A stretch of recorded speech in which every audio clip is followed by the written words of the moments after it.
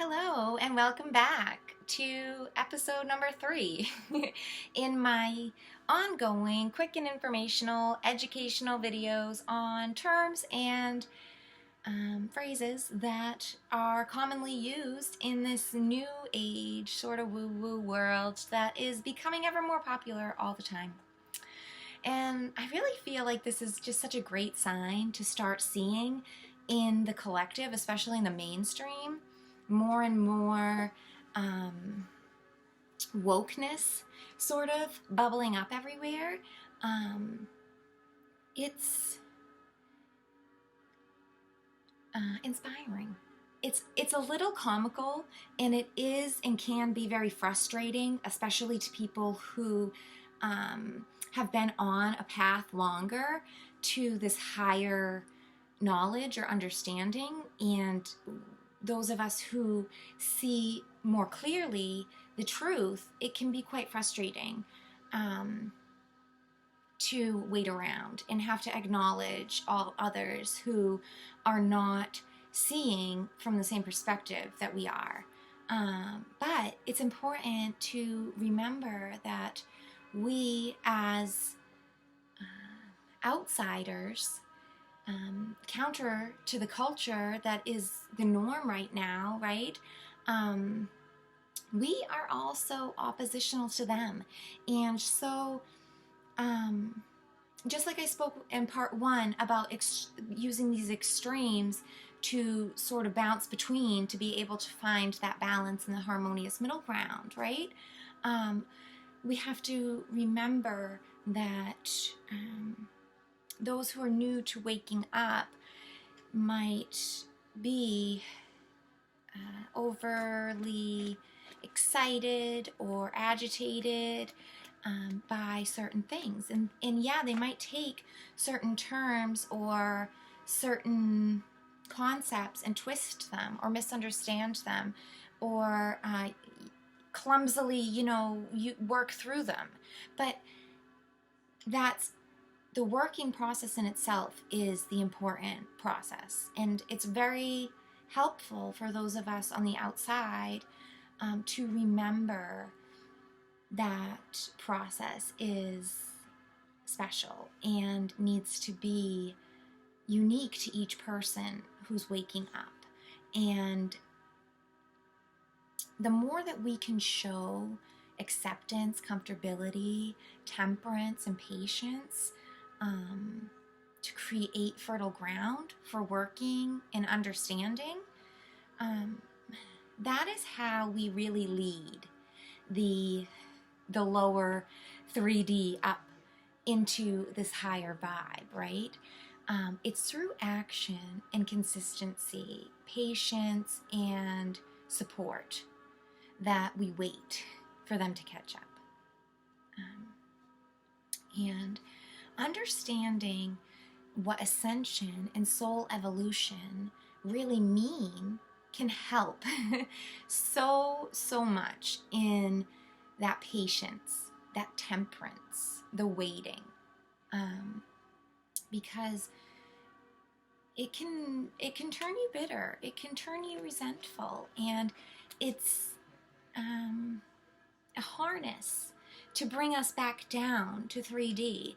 It really is a very smart and sly working of negative polarity to siphon you and get you to be back in their pendulum pole, right? In their little scope of reality. And so no matter how far how many steps you think you've taken out of the 3D constructs, and how much inner work you've done, how much enlightenment you've done, how many conspiracies you've debunked or that you found to be true, or how many truths that you find in the lies. Remember that the shadow is always there. It's always going to be there, and so don't be fooled into thinking that it's ever going to be so light in your world that no darkness enters. This is ascension or soul evolution. It's the long game. It's understanding that a single lifetime, a single entity, is a grain of sand on the beach of life, right? And placing yourself in that scope, in that perspective, and remembering that specific step you're on is the most crucial and the most foundational step in enlightenment. And it's the step you have to just get on every single day.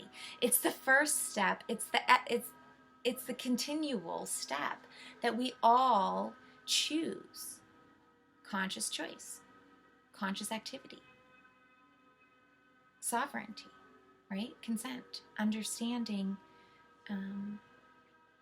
those workings is what puts you on the fast track in soul evolution, because evolution is taking place regardless of, a logical analytical mind.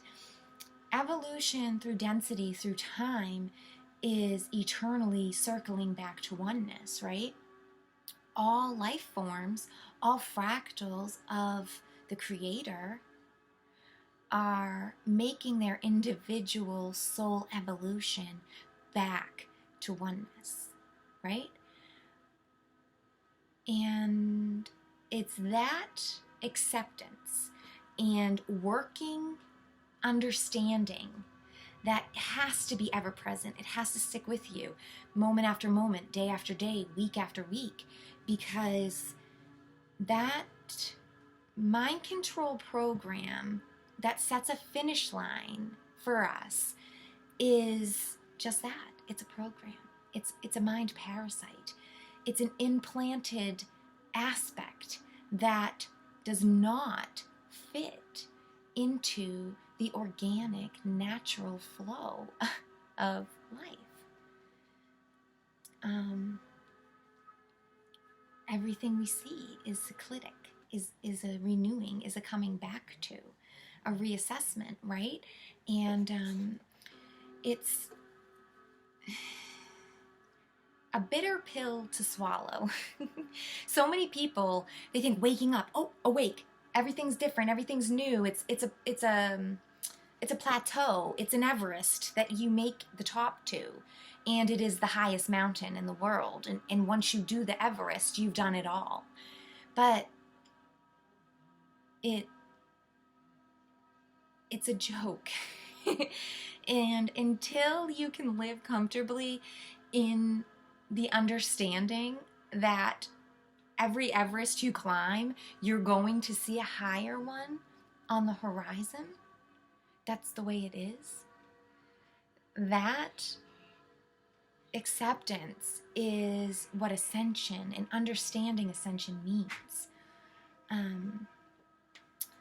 So soul evolution in itself, has been portrayed across time, cultures, every aspect, back to our oldest scripts, the Vedas, even the Dead Sea Scrolls, the Emerald Tablets, all of these things that are our oldest, or we believe to be our oldest, pieces of history, of knowledge, of humanity, they all center around understanding that lessons, karma, recycling back to a different understanding, a new perspective, a higher sight is the end game. It is the finish line. And so if you are new to waking up and you have this assumption that you're crossing some kind of end point, I really encourage you to do some inward shadow work and to ask yourself, why it is that you are placing an uncomfortable deadline on yourself, right? Now, I know this because I struggled through this myself, and I work on this path every day, you know? And so I'm speaking from experience, and I'm speaking from knowledge of this is where answers came to me from. Being able to say, why? Why are you putting an unreal expectation on your soul's evolution? Right? It's unfair. And it's breeding ground for negativity. I do think that it's another one of those lassos from 3D up to 5D to get us to pull back down, right? If we are so compartmentalized that we take this structuring of a finish line, linear scope, into 5D, it's never going to work for us. We're going to be dragged back to the linear 3 dimensions or lower, unfortunately, if we choose to try to place those constructs onto the higher densities and dimensions, because they don't work there. There's newness there. There's higher understanding in those realms. The laws and rules are evolved. They are a step further, okay? And I'll leave one last just quick example of this understanding. And I really love Dolores Cannon's Earth School perspective. And she's, of course, not the first to say or the only to make this assumption or metaphor, right? But I personally like her, the character that she is. And so I use her as a reference point for Earth School. And in that frame, if we were kindergarteners, to expect that kindergartner to, after their first day or first week, and they first get in their little classroom and they start to meet their teacher and their friends, and they know where their little cubby and desk is, and they're getting comfortable and learning to color and have like a little bit of exploration in that world. Would you, hey, time to go to 5th grade and learn multiplication and division? Or even worse, hey, you're going to pre-cal next. Learn calculus, trigonometry. Let's go speak to a 5-year-old and try to get them to understand the complexity of logs or algorithms. It's beyond their capacity. It doesn't make a log an algorithm. It doesn't make mathematics not true. It doesn't make it bad or evil. It just is what it is. It's higher understanding than the consciousness is able to grasp at the time. But a kindergartner who has an older sibling in high school is on a fast track of soul evolution because they have more exterior opportunities to be exposed to the long game, right? To see there's a high school later, to see there's a growth pattern happening. Yes, all children see an adult. They're raised by parents, so we know there's somewhere to go. Just like all adults, we've heard about religion or God or the universe, the Big Bang, whatever it is. The afterlife, is there an afterlife? Are we dead after? We all have that sort of cage hanging over us to where we understand or we believe there's an end to this game, right? Children in this metaphor of Earth School, they have parents and they do know there's an end game. They know they'll grow up. They know they'll get bigger one day and be on their own, have a family of their own, right? But the gap between a parent and a child is very apparent to the children and very difficult for them to breach. But if we have older siblings around who they get to watch through their older growth pattern, they see more easily the stepping stones, the way showing to that end game of being an adult. They see, wait, it's possible. He made mistakes along the way and he's okay. He learned this that way and that's fine. You know, like, and that's what I'm trying to provide by giving these terms and terminologies, doing these quick short videos educationally, is to sort of be that big sister to say that it's possible. Slow down. Allow yourself to enjoy kindergarten. Go and play around that classroom and dig up everything that you can and get yourself ready for the next grade. And never, never convince yourself that it must follow this linear path. Okay?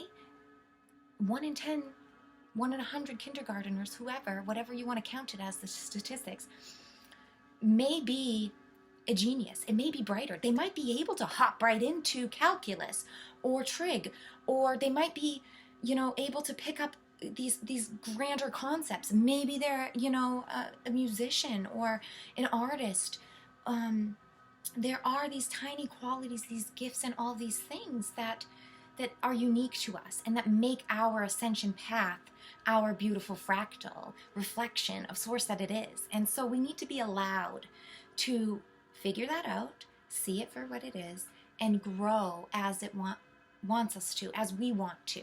The time that's right for us to explore what is at our level and to exhaust our explorations until we are comfortable to step into the next grade or the next learning curve or the next lesson, right? The next lifetime. And so that's what I'm speaking of when I'm talking about soul evolution and ascension. So I hope this has been inspirational. I hope that it's broadened your spectrum on where you see yourself in your own evolution and in your own growth.